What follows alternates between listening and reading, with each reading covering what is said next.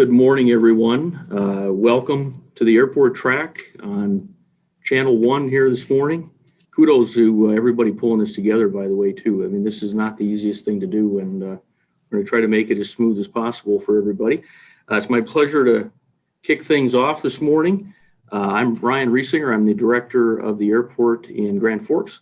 And when we were pulling together the conference and the track and discussion topics, there was an idea of having a more general discussion about leadership. We've all had a very interesting year, to say the least, and I had the pleasure of meeting Dr. Amy Grubb virtually.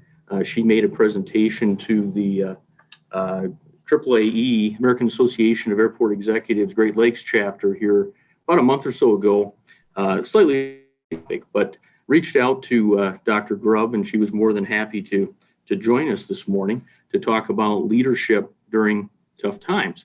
So I have a brief bio here that I will read, and then we will turn it over to Dr. Grubb.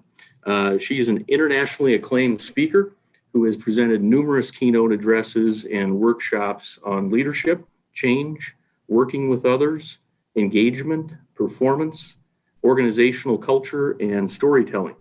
She has worked directly for 3 C-level functions for the past 12 years, currently serving as the Special Assistant to the Chief Information Officer at the FBI, and is the founder of Organizational Insights. An organizational psychologist by training, Amy has worked in the people space of talent, organizational development, and leadership for over 20 years.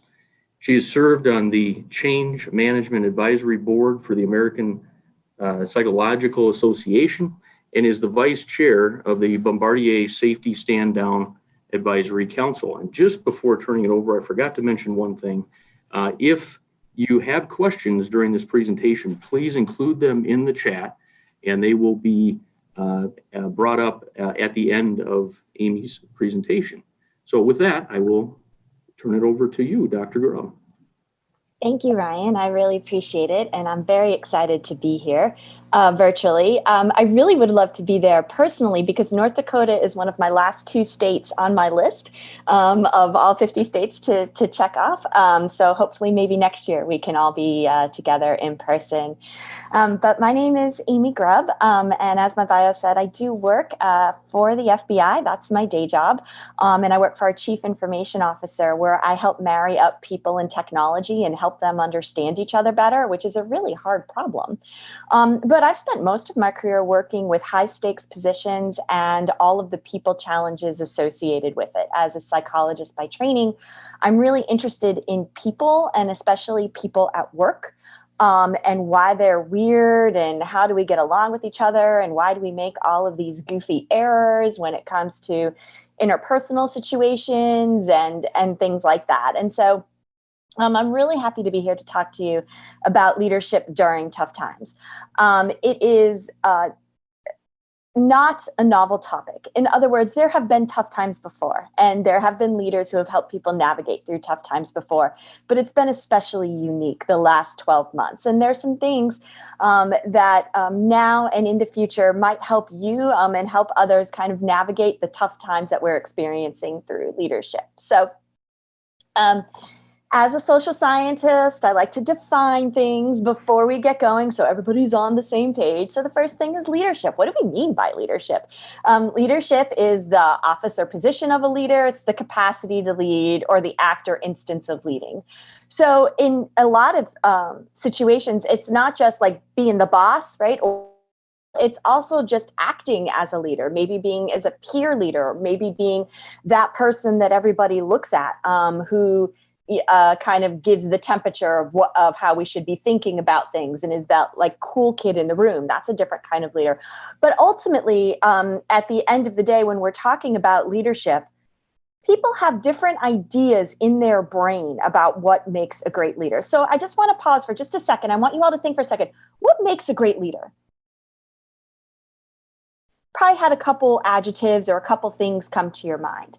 Well, when we're talking about leaders, there's all different kinds of leaders and they have all different kinds of attributes, right? And as you look at this menagerie of folks that I've put up here, represent people from the political spectrum, from historical perspective, sports, technology, business. And when you look at all of these folks, you would not confuse any of these people for any of these other people. They are all very different and very unique. But one of the things that all of these people have or have had at one time is followers.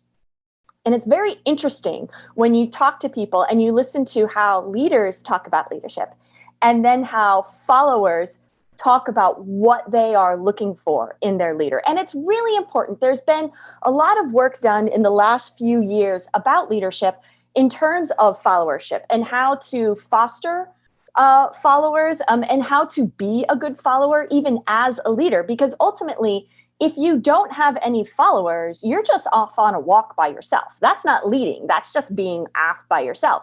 So it's really important to think about what is it when people talk about their leaders who answer that question, what makes a great leader? The people who are being led, what do they say? And what are they looking for from you? Because that's really helpful when we're navigating through tough times. Well, there's been a lot of research that's been done on how followers view their leaders. And when you empirically look at all of the data and you run it through different factor analyses and all different kinds of, statistical techniques. I had a minor in statistics, so I'm really just a nerd who likes people a lot. There's some main buckets that come out in terms of what people are looking for in their leaders and how leadership is described by people. The first thing is there's this like people stuff. Do they care about people? Do they work well with people? Are they flexible? Can they persuade people to a different goal? Can they articulate vision? Can they build a team? Do they help grow and develop other people's skills? So it's all that people stuff. And then there's the stuff, the actually doing the business and solving problems and finding resources and making decisions and getting things done. There's organizing, and are they even competent? Do they even know what they're doing in terms of the trade craft that they're responsible for, as well as, in general, supervisory and managerial characteristics? And then there's also, when people are describing leaders, these things that fall into a bucket of derailers, which it's like the stuff that gets in people's way, that even though you might be really good at the people stuff and you might be really good at organizing things and putting a plan together and making decisions, there's still some of those things that make you a little bit iffy as a leader, like you're seen as being in it for yourself, or you don't get it, or you're mean, or you feel like you're above it all, or you just don't have presence when you're with people, or your actions don't match your words. So these characteristics can sometimes evolve in leaders, and it kind of derails or kind of diminishes the qualities that you might have with the people stuff and the stuff.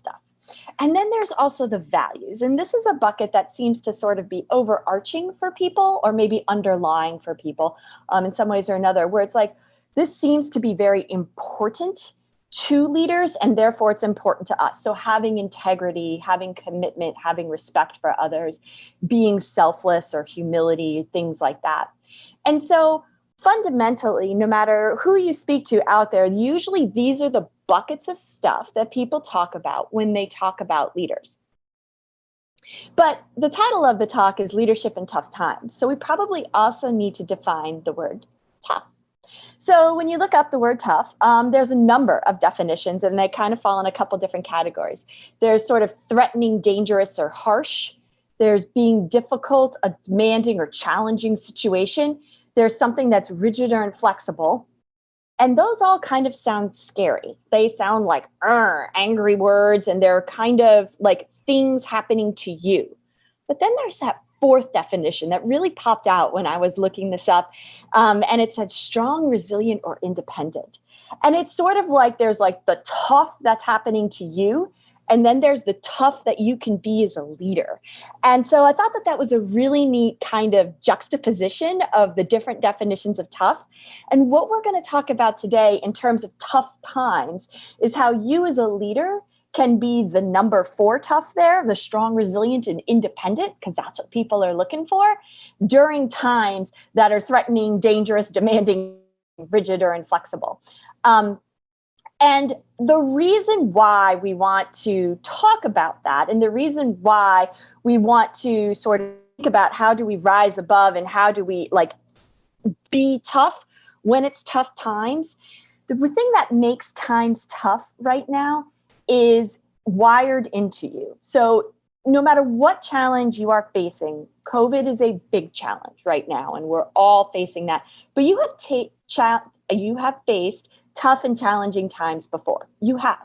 There's nobody in business today, there's nobody in aviation today who hasn't had some kind of major challenge that they have had to navigate.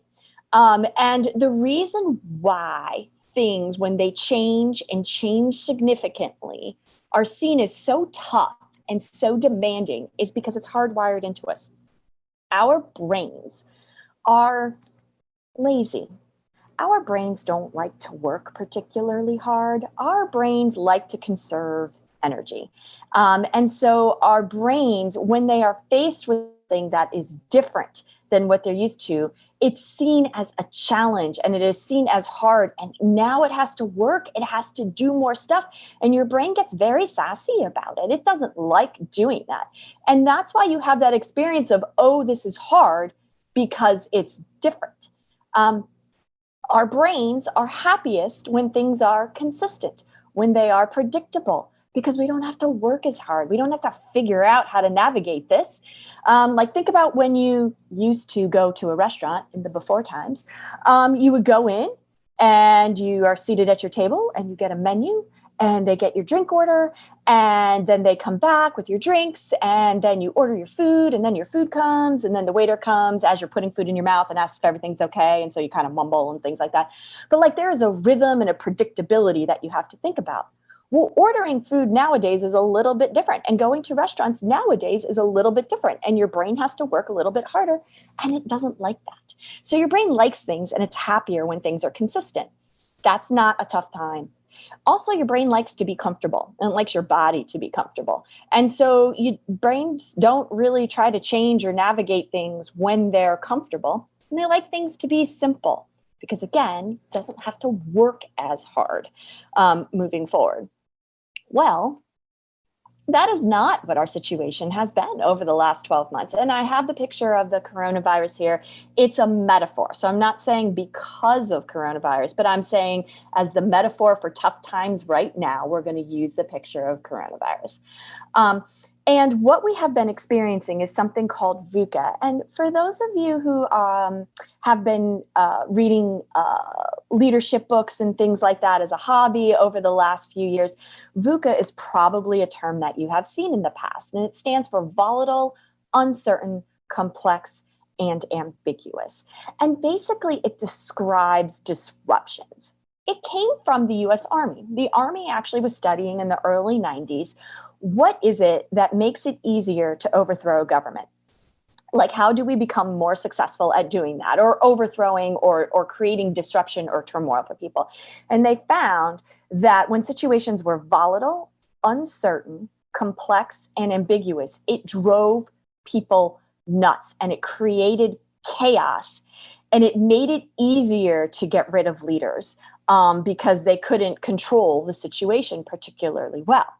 And what they also found is that leaders who had already been in volatile, uncertain, complex, and ambiguous situations and were able to navigate them in the past and had faced them in the past were less likely to be overthrown or to have the toughness overcome them. We're not necessarily like in those types of governmental situations, but even when it comes to business, people who have experienced uncertainty, who've experienced ambiguity, who've experienced volatile situations, have navigated them and have navigated them fairly successfully, are going to be stronger leaders in the background. Now let's look at those words again: volatile, uncertain, complex, and ambiguous. What they are not is consistent, comfortable, and simple. And so as we've been navigating these tough times that are volatile, uncertain, complex, and ambiguous, we have not been experiencing consistency, comfort, or simplicity. And so our brain has been really annoyed with us. And that is why you and the people that you work with have been a little bit tenser these days. And it's why you and the people you work with have been a little bit more tired these days. Your brain is working overdrive. And so when your brain is experiencing tough times, there are a number of things that happen. Decreased performance. You are less likely to be effective. You are less likely to be getting as much done as you did before, because your brain is taken up with dealing with all of these new things that are going on. And so what has been rote to you, what you normally do, takes longer. You are less effective at it. And the same is true for the people who work with you, near you, and for you.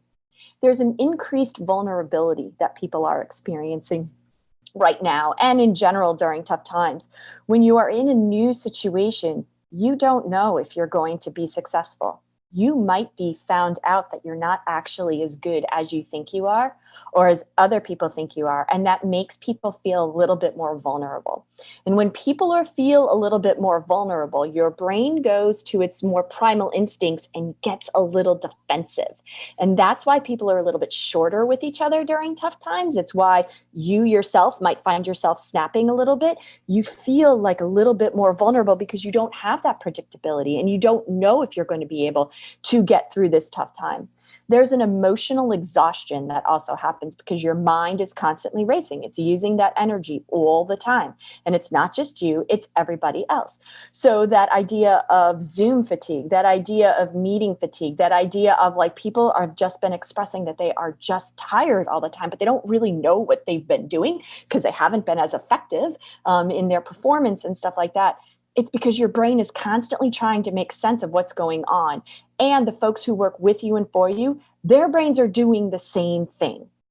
There's also a reduced decision quality because you can't work through as many possibilities because your neurons are firing so much. You're only going back to some basic rote things that you know, maybe from things that you've learned from previous tough times. And so the decisions that people are making have more error in them because you're not thinking through as many possibilities. Because some of the possibilities are limited by, mandates and other restrictions that are going on in these particular tough times, but also because you just don't have the capacity to think beyond just a couple options. There's also more permeability in our boundaries. So in the past, we had transitions, right? We went to work, we came home. We do our friend stuff with our friends, we do our work stuff with work people. Now everything is happening all the time with everything else. And so that idea of transition, of moving from one place to another, can get a little bit blurred for people. And we as humans actually need those transitions to sort of mark the passage of time and to give our brains a break. And have that predictability. And because of that, sometimes our self-definition is blurred. Like as a leader, I know what I'm supposed to be doing, but things are so ambiguous and complex right now. I don't even know if I am leading right now. And so who I am as a leader is a little bit confusing and might be a little bit blurred. This sounds incredibly depressing. But there is hope, and there are some things that you can do and behaviors that you can think about and some attributes that you probably already have that you just kind of need to bring to the surface a little bit. So as we've been going through these tough times, these unprecedented times, I'd like to go back to precedented times. I think that would be more fun. When we look back years from now, what is our story going to be of how we as leaders, how we as humans took these tough times and became tough, that fourth definition of tough, strong and resilient and independent in the times that were demanding and challenging and harsh. And so when we think about what that story is going to be, I often think about one of my favorite executives of the past. His name's Ron Husko. He was the head of our criminal division at the FBI. And you may have seen him because he's on TV a lot. He's one of the talking heads. He's awesome. And he used to say all the time, leadership is theater. You have to take your brain and you have to just go and do what you need to do. You need to go out there and act and fake it till you make it and do certain things so that people have confidence in what you are doing and have confidence in your leadership. Because as a leader, there is a big, giant spotlight on you. People are looking to you to help them navigate these tough times. And so if you can engage in certain behaviors and you can kind of put certain things out there, that's going to help people feel like they too can navigate these tough times. So there's 4 main buckets. What people are actually looking for from their leaders is care. And I'm not talking about the warm, huggy, touchy-feely care, although that is kind of part of it for some of these things. But they are looking for their leaders to have confidence. They are looking for them to have agility. They are looking for them to be resilient. And they are looking for them to have empathy.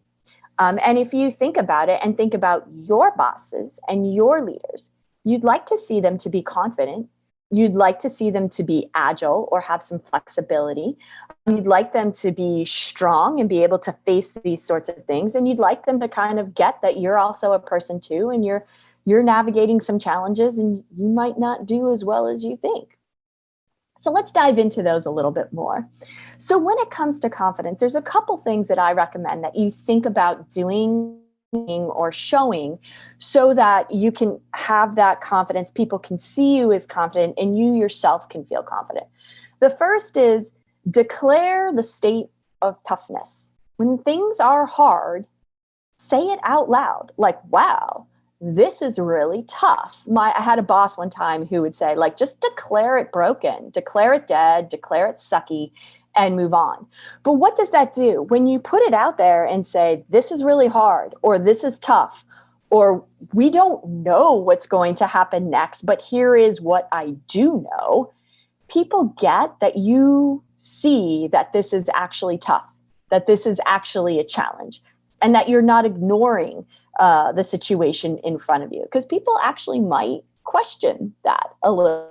So declare the state of toughness. This is really hard, people, and this is where I think we're going to go. The next thing is have a plan and let people know what it is. You may be wrong, right? Your plan probably isn't going to go exactly like you think. But if you give people something to hold on to, if you give them a binky, essentially, on how we're going to navigate all of this together, that is insanely helpful for people to help stabilize their world. So if you share with people what your plan is, they know that you know and you got this. So, hey guys, this is how we're going to operate these next couple weeks. We're going to do X, we're going to do Y, and we're going to do Z. I know a concern that you guys have had is also Q. I don't know how we handle that right now. So we're going to focus on X, Y, and Z. And then in a couple weeks, we're going to reevaluate and we're going to see how it's going and we'll make changes from there. You've just said, I actually have no idea what I'm doing. We're really just kind of winging it here. But people have an idea of what the boundaries are. They know what is expected of them and they have a way forward. And it's all together, right? If we go back to that image that I showed before of the crew and the 8 people rowing the boat, you don't want all the oars all over the place. You need everybody to have a general idea of where we're going and what that means. And by putting that out there, that gives people confidence that you have thought about it, that you've looked at the different issues associated with it, that you believe in them and that they can execute on these things. And then when people know what the plan is, they can give you feedback to help improve the plan and to make it better and to make your team more high performing, even in tough times. The other thing when it comes to confidence is move towards goals and make decisions. Just make a decision. If you don't make a decision, you're actually making a decision by not making a decision. And what people really want to see is that the situation does have some control, that it's not completely volatile, that it's not completely ambiguous, that there are some things that we can actually know, and that there are decisions being made. You could make a wrong decision. That is a real thing, and you have done that before and survived, and you will do it again, and you will survive. But make a decision with the best information that you have in front of you, and again, share it with people. These are the things that I was thinking about. So I've decided that this is how we're going to go. And this is what our goal is. We're going to try to do X. We're going to get there somehow or another. But again, it gives people that stability and it helps people feel like there's some control moving forward. The next thing is agility. And let's focus on agility a little bit. There has been, again, this has been a pretty hot topic that's been written about a lot in the last few years about people being agile. And what agile means in some ways is flexibility, and in some ways is applying what you have learned and adapting it to new situations. There is sort of this idea out there that when you fail, right, eventually that can lead to successes. But the key variable there is the learning piece of it. When you fail at something, right, if you learn from it, be like, oh, that was a bad idea, so I'm not going to do that again. And instead, I'm going to do this. And the next time that situation arises, you actually do that behavior, you're more likely to be finding the more successful things to do. If you continue to ruminate on the same poor behavior all the time and keep failing and failing and failing and failing, you're never going to learn anything from it, and it's never going to lead to success. So fail fast and learn from it. It's okay to be like, whoa, that didn't work. That's not going to be how we're going to go anymore. So lesson learned, we're not going to do this. We are now going to try to do this, which is different, and maybe that will lead to success. When you fail fast, people see that it's okay to try new things because we're in a new situation. So it's okay to try new things.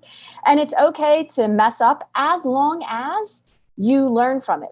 Now, I understand, especially in aviation, that there are actual real life and death situations and real life and death decisions that you are making that, we don't really want to have failure in those situations. But that's not what I'm talking about. What I'm talking about here are the day-to-day activities that have been disrupted by what we're experiencing in terms of tough times. And how do you navigate that? How do you adapt what you've learned in the past and add that to what we're going to be doing in the future? The other thing when it comes to agility is that change is happening all the time. We are constantly experiencing change. And if nothing else, every day we're one day older, and that's a change. But we are constantly experiencing change. We go through the seasons, and there's changes in weather, and there's new people who come into our workplace, and there's people who exit our workplace. And there's new things that are happening in aviation, and there's glass cockpits, and there are drones, and there's all kinds of changes that are happening. Most of the change that we experience is evolutionary change. We hardly notice it happening. But what we are experiencing, and when we label something a tough time, it's because it's a revolutionary change. And we have to work so hard to process it and so hard to make it work that we forget that we've actually experienced change all of our lives. And most of the time, the change that we experienced led to something better. It's just that we've never experienced so much change all at once that didn't have an end point and didn't have so many parts and facets of our lives coming together at one specific place. So using language to remind yourself and to remind others that, look, change happens a lot. We have to adapt all the time. None of you who are in airports have ever had a day that was exactly the same as the day before. Even in the most boring places and the most boring situations, it's never the same. You've always had something different. You've always been agile to some extent or another. And putting that out there, that you have that, and that the people that you work with and for, and the people who work for you all have that attribute and have actually done this before, can give people confidence that they can apply it moving forward in the future. So we talked about resilience. And one thing that's really important these days is to stop your brain from racing. Most people have experienced and have expressed that their brain has been racing more, and that they are more exhausted at the end of the day, not necessarily physically exhausted, but mentally exhausted. It's because you're processing so many things. You don't have the predictability, you don't have the certainty, things are very complex, and your brain is just trying to process it and trying to put it in different places. And I would argue that it's probably a little less now than it was 6 or 8 months ago, but it's still a lot more prevalent than it was 15 months ago. So there are some things that you can do to stop your brain from racing, or at least to slow it down a little bit so it can do good information processing and make good decisions because it has kind of cleared the path. So the first thing that I recommend people do, and there's actual science behind this, is to take out a piece of paper and a pen and write down what's making your mind race. What are you frustrated about? What are you thinking about? What's kind of driving you crazy right now? What's kind of making you feel so much on top of me right now? What is it? And then write it out. Or if you can't put a word on it, draw it. Draw a big gray thundercloud with a lightning bolt coming out of it, or draw a big frowny face, or draw like a big anvil on top of your head, or whatever it is that you're feeling. And we're not going to be putting it in the Louvre or anything like that. So it doesn't have to be a beautiful drawing. But what that does is it physically gets it out of your brain and puts it on a piece of paper. And it actually is a signal to your brain that it's being taken care of. And if you want to be like extra and go that one step further, write what you're going to do about it, or draw a picture of what you'd like that to look like. And what that does is it helps your brain process it, and it stops that cycle of ruminating all the time of you've dealt with it, you've done something with it, and you put it off to the side. And if you do that every single day, you will find that your brain is going to start to calm down a little bit because it knows that it has a place to put things, and that's going to be more helpful. So you can also practice meditation. Or some mindfulness. That there's a ton of apps out there to help build resilience through mindfulness or meditation. There's probably an app for you. Not all of them are good, and everybody sort of has their own kind of spin on it and what makes a lot of sense for them. I'm going to recommend that you just try a couple of them and see what works. It's kind of like a workout, right? Some of us really like biking workouts. Some of us like running workouts. Some of us like weights workouts. There's all different kinds of workouts that you can do. And until you find the right one, you're going to be a little bit frustrated. The same thing with brain workouts. So find one that actually works for you, and you have to practice it. Like, it's not going to be you do it twice and you're like, oh, forget this. It takes a couple weeks for it to start to make a big effect. But just something as simple as writing it down on a piece of paper can make all the difference in the world. And writing it uses different neural pathways than typing it. If you really have to type it, that's going to work. But if you really want it to work, writing it out makes sense. The other thing is maintain a positive and realistic outlook. I think the and realistic is really important. If you're just overly positive in an extremely tough time, that's just fake and that's false. And people see through it. And you see through it too. And so I'm not talking about glitter and unicorns and rainbows. I am talking about like, hey, we can do this. We've had success. We did this, this, and this back in June. And look where we are now. And just kind of maintaining that like there is a light at the end of the tunnel. It is unlikely to be an oncoming train. And we have done this before and we can do it again. Having a realistic piece to that can be really important. But that positivity is and using positive words increases people's endorphins, and it creates sort of a pollination of positivity. You can infect with negativity, or you can pollinate with positivity. And so again, don't be fake about it, because that actually causes more stress. There was actually a side note. There was a study done where if people had to smile all the time in their job, but they really weren't happy, they were actually more depressed and expressed more dissatisfaction than if they didn't smile and fake it. But still like engage in the same behaviors. So be positive, but don't be fake positive. Be, hey, we can do this. We've been successful before. We're going to be successful again.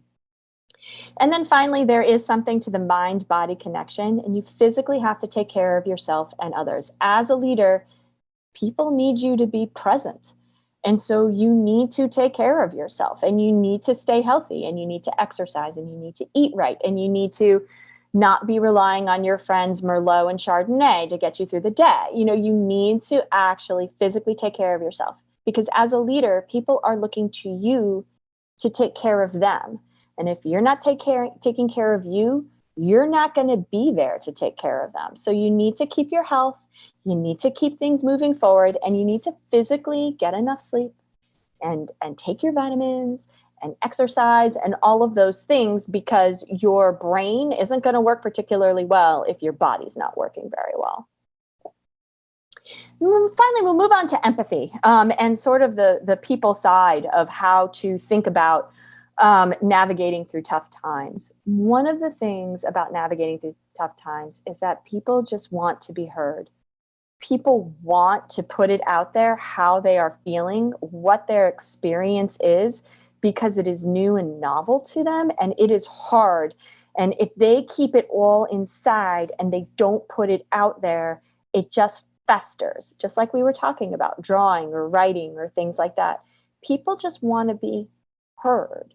They just want to put their ideas out there. They want to put their experiences out there. And so as a leader, one of the most important things that you can do to create some empathy is to hear people. Oh, wow, that sounds really frustrating. Oh, that must have been very disappointing to you.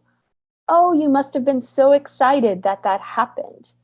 You don't actually have to really care about what people are saying to you, but what they want you to do is care that they are saying it in the first place.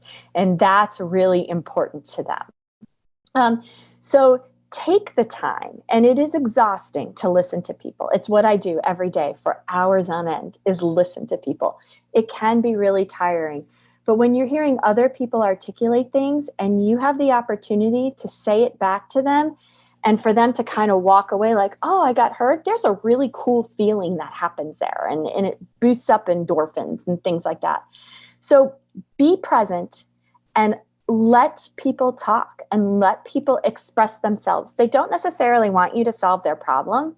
They just want to be heard. And that makes them feel valuable. The next thing is to build trust. I don't know what to trust anymore because things are so disruptive and things just don't make any sense to me. But you're my boss, you're my leader, and I want to be able to trust you. And the number one way that people build trust with each other is following through with what they say they're going to do. Actions and words need to match. It's one thing to say, yeah, I'm going to take care of it. But then if you don't, I don't believe you, and you're really only good as your word. And actually, it's what you do more than what you say that means a lot to me. So be trustworthy, especially during these times, to build up those relationships and those bonds with people about how to navigate the world right now and how to move forward with each other. And then finally, be human and make connections. We are actually flawed as humans, and as leaders, we are flawed. We are not perfect, but connecting with people on those moments that people have in human life, the birth of a child, graduations, how the Flyers did in the hockey game last night, all of these different moments, when we are in a technology space, we are becoming bots with each other. If you notice when you do Zoom calls with each other, people can see each other. And so they're monitoring their behaviors and their facial expressions and all of that kind of stuff. And it kind of makes us feel a lot less human. I don't know if you've noticed, but when you do a Zoom meeting, a lot of times people go like this at the end. Bye, guys. Bye. Did you do that in the conference room? Probably not. But right now, we are really looking to connect with people because that physical connection, that physical distancing that has been going on for the past year has actually created a barrier for people. And we are social animals. We like to connect. We like to be with other humans for the most part. Even the most introverted of us like to actually connect with people and know that we have something in common and that we are navigating through something tough together, and that we are partnering through it and that we can rely on each other through it. So you be human yourself. It is okay for people to see a funny side of you or a quirky side of you or a vulnerable side of you. That is a real thing. You are people too. And making those connections makes a difference for people because then they believe that their leaders care. So as we're navigating through these tough times and leading during these tough times, it would be easy, and many of us do, go into some threatening situations where we're like, just do it, just do what I say. or be demanding or feel overwhelmed from the challenge or go back to, well, this is how we're supposed to do it. So this is what we're going to do. We're going to be rigid and we're going to be inflexible. But what people really want is that fourth definition of tough, where they have a leader who stands up and is strong and resilient and independent, and they show care to their team. So with that, what I would like to do is I would like to turn it over to some questions that you all might have. And I have a few myself, if you don't, to kind of seed it out there. But All right, Dr. Amy, right now I do not have any just yet, but sometimes there's a little bit of a delay, so let's yeah. give it a minute or two while we're waiting. If you have anything else to say, it'd be a great time. So one of the things that I get asked a lot in especially these days is, how do we continue to have a culture of accountability when we are all kind of struggling with a lot of things in these tough times? Like, I don't want to make it any tougher for my people than I have to, but they're really messing up, or they're really not doing what I need them to do. Or I don't want to be a hammer right now, but I really have to be. And when I get that question, one of the things that I talk about a lot is expectations. When you lay out there what the expectations are for people, what you want them to do, and what those standards look like, that gives them, again, something to hold on to and to know, like, oh, this is what you want me to do. It is more predictable. That makes it simple. I can do that. And the other thing is to lay out the expectations that they can have of you. When people feel like there's a reciprocity in the relationship, they're more likely to engage in the things that you want them to do or that they need to do. And so if you go out there and saying, look, guys, I need you to do X, I need you to do Y, and I need you to do Z. And here's what I'm going to be doing on my end. I'm going to be doing A, I'm going to be doing B, and I'm going to be doing C. People can see that you're holding yourself accountable as well as holding them accountable. And as well, you are kind of working through what makes things predictable for people. So sometimes people shy away from accountability. Other times people go way so far in on accountability because it's a stick and it's something that they're really used to. Is like, get on that and do it the way that I need you to, and all that kind of stuff.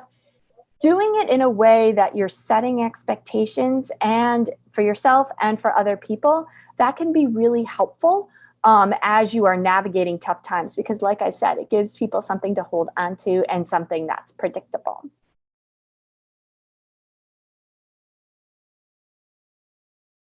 All right. And I still don't have any questions coming in at this time, so I think you answered all their questions perfectly well.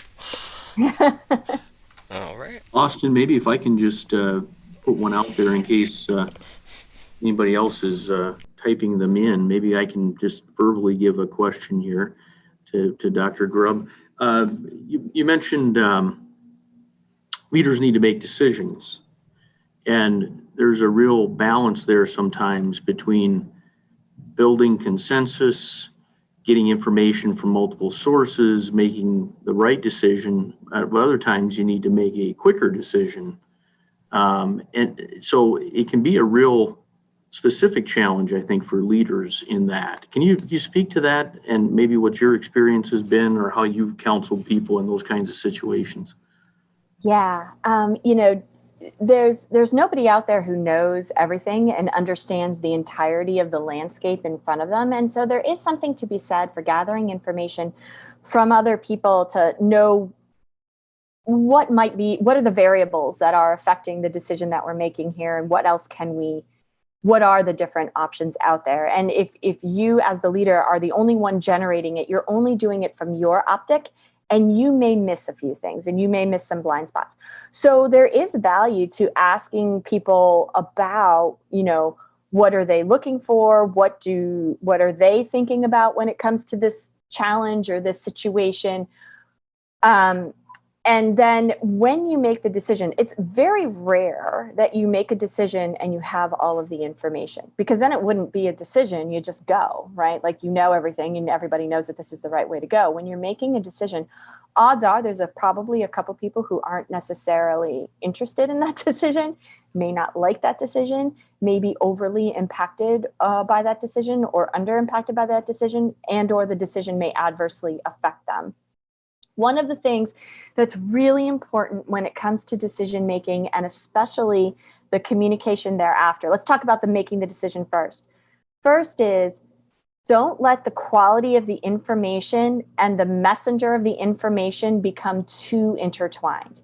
They maybe should be intertwined in that, like, if you have somebody who's unreliable or somebody who you think doesn't think about things very well, you don't want to overly rely on that information, but at the same time, you never know when somebody is giving you a gem. So just be thinking about, how much are you discounting information because of the messenger, or how much are you relying so much on information because of the messenger? And just try to, like, tease those two things out a little bit. The second thing is that when you are putting the decision out there and you're saying, hey guys, I've made a decision about this, being transparent is really helpful. I heard you say that you were concerned about these variables. I heard you say that this might be a big impact moving forward. I've made this decision. I know we're concerned about that outcome, but I don't know if we can avoid that. I don't know if any of the decisions would avoid that outcome.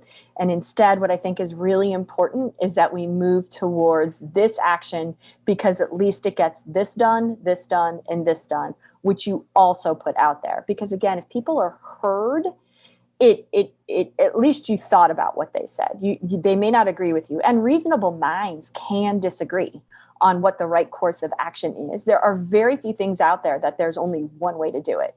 But if you share with people, like, this is what I've thought about, thank you for your input, that can be really helpful.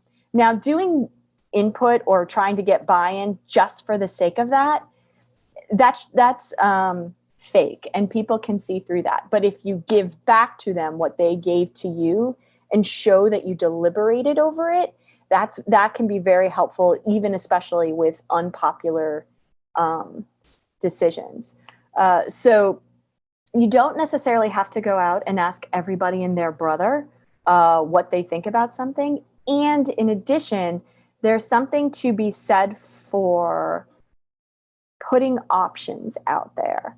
So, for example, if you say, well, what should we do about this? People are like, dude, you're the boss. You're supposed to figure this out. This is what I'm looking for you to do. But if you say, I'm thinking about either chicken or fish, what do you think? You're showing people that you've already thought about things, and people could be like, well, I think chicken would be better in this situation because of blah, blah, blah, blah, blah. And I guess if we had to go fish, this is where we would go, but there would be these different things, right? So I think that if you show that you have done your work, if you actually put credibility in the right sources and check yourself on that, and then are transparent about what you thought about and comprehensive in the information you consider, that's reasonable. And people get that. And people get that they're not always going to get their way at work. It's not about making people happy. It's about making people productive and valued. You don't have to make people miserable, but your goal is to make good decisions that are sound, that are good for the organization, and that are good for the people working forward. Not everybody's going to be happy about that necessarily. But if you've done your due diligence, if you've involved the right people and given proper weight to different types of information, and you explain yourself, you're probably on solid footing. And especially if you put that last piece in there of, we're going to go forward with this decision and we'll evaluate it and see if there's ways to improve upon it moving forward. And then that also makes you look open to alternatives, and people don't feel shut down if they really this is really going to be bad. Plus it gives you a safe landing spot if it really does turn out kind of bad. And then you can we're evaluating it, and guess what? It wasn't the right decision. Let's try something different. All right, Dr. Grubb, and we are right at time, but we did have one question come in from Katie. And she says, what recommendations do you have for leading those that you do not have direct authority to lead? For example, TSA, airline, etc. have their own leaders, yet need leadership from the airport. That is a great question. And that is one of the hardest things to do, is sort of to lead from the side. But one of the best ways to do that is really working on that empathy piece. You are my partner. We share responsibility here, and we sort of have different hats. Like if you think about a football team, right? There's quarterback, there's the offensive lineman, there's wide receivers, there's on defense, there's safeties and linebackers, right? There's all these different jobs. They all have to work together, and none of them necessarily are in charge of anybody else. They all expect everybody to do their job, and they all have to give each other information like, hey, you were a little late hitting that tackle before and I ended up getting hurt. Like, let's try and do something different that time. The same thing happens when you're leading with your peers. There are times, and you should have, first of all, that bonded relationship. You don't have to be friends, but like get each other and get what each other's lanes are and what your respective responsibilities are with each other. And sometimes articulating them out loud can be good. And having that connection of, hey, we're all working in aviation right now. And, by doing this, passengers are going to be safer during their flights. And so this is what we need to do moving forward. What do you think your people are going to say about that? Or do you see any hiccups with that? It's sort of a similar technique, but you're doing it from the side. Ultimately, there is a decision maker in every situation, or there should be. And if you don't know who that is, that might be part of the problem. But using that empathy can be really helpful, and viewing them as a partner, someone who's running in the lane next to you, not in your lane, but in the lane next to you, and being a good teammate can really help bring about some positive goals, especially if you're using like a goal that's mutual for the two of you, and articulating what you think their role is and what you think your role is, but not like in a bossy way, but rather like, so because you're TSA, I'm thinking that your role is this, this, and this. Am I right? Is there something else that we should be thinking about? Because what I'm thinking about on the airport side is this, this, and this. Are we missing anything? You're bringing that person into the conversation. You're telling them what you think it is. They have the opportunity to let you know if you're wrong. And you're showing respect for the value that that person brings to the table. It's not perfect. And leading peers is super hard. But if you create that sort of partnership idea, that can be helpful moving forward. All right. And do you mind answering one more, or is that? Sure. Okay. All right. So somebody asked, many of our small airports have businesses that are family run. Would you think that it might be different leadership with your wife or children as your employees? Care to comment on some of the differences within that dynamic? So that is a super hard dynamic. And because you already have certain archetypes and power differentials already there. Think about when you go to like a family reunion and everybody reverts back to being 12, even though they're all like 40, 50 years old. It's kind of a funny thing. Like when you are working in a family situation, there already is a power dynamic that might not necessarily reflect an experience or a capability dynamic. I do think that there are some things that still do apply, like making a decision, getting input from people, taking control over what you actually control, working as partners, showing empathy.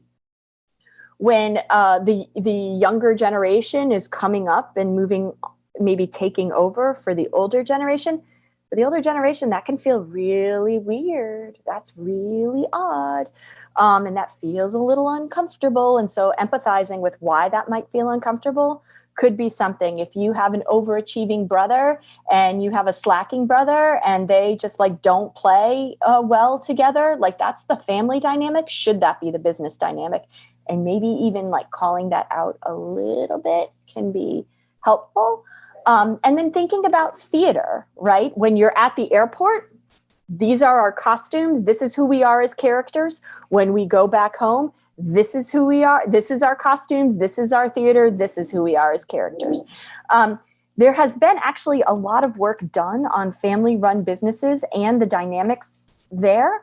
And if you're interested in that, you can reach out to me on LinkedIn, and I can pull those references up for you. There are some things that are a little bit different, but if you all are able to take a step back and think about what do we actually want the end goal to be for this business, for this airport to run well, and keeping your eye on that prize and then framing things that way, it helps. You cannot get rid of the family dynamics. That's never going away, but you can decrease, oh, my poor puppy.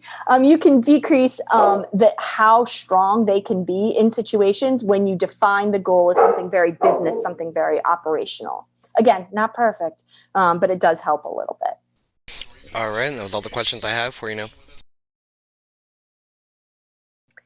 Well, thanks, guys, so much. And like I said, if anybody has any questions, you want to further the conversation, or you just want to connect up, feel free to give me a shout. Look me up on LinkedIn, and we can connect that way. And thank you so much for having me as part of your conference today. I really appreciate it. Be safe.